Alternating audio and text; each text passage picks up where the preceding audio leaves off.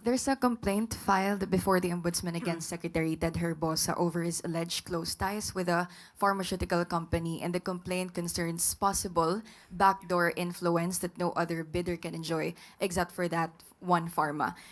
Has this reached the President? And considering that this is just one of the three other complaints filed against SecTed, does he still enjoy the President's trust? Ngayon po, mai-assume natin na he still enjoys the trust of the President.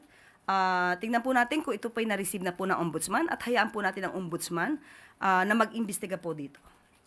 Ma'am, on another issue, former Justice Antonio Carpio says the Executive Secretary and former DOF Chief Recto's move to transfer trust fund from PhilHealth and PDIC would constitute technical malversation over a unique provision authorized in the 2024 GAA, transferring fund balance from those two GOCCs. Under the Constitution daw po kasi only the President can transfer savings, and that these trust funds should only be used solely for their purpose. So for PhilHealth, dapat for PhilHealth purposes lang daw po.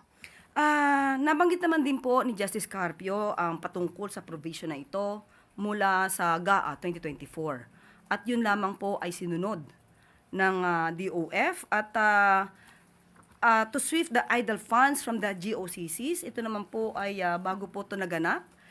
Inaprubahan po ito ng OSG, Office of the Government Corporate Council, Governance Commission for GOCCs, COA, pati po ang PhilHealth Board.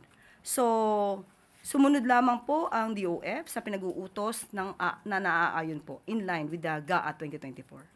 Ma'am, just to follow up, ang sabi po ni Justice Carpio, it's undue delegation of authority. As a lawyer yourself, what do you think po? Muli, sumusunod lamang po sa batas. Kung meron man ang constitutional dito, tingnan po natin kung yung provision mismo sa GAA 2024 ay magiging issue.